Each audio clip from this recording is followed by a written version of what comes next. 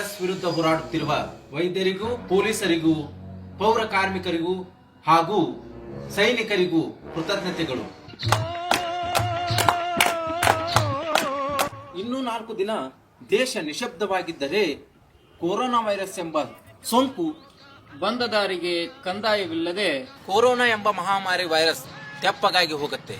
ಆದರೂ ಬಾಯಿಗೆ ಮಾಸ್ಕ್, ಕಾಲಿಗೆ ಸಾಕ್ಸ್, ಕೈಗೆ ಗ್ಲೌಸ್ ಹಾಕದೆ ಮನೆಯ ಬಿಟ್ಟು ಹೋಗಬೇಡಿ. ದೇಶ ನಮ್ಮದು, ದೇಹವೂ ನಮ್ಮದು. ಆರೋಗ್ಯವೇ ಭಾಗ್ಯ. ಧನ್ಯವಾದಗಳು.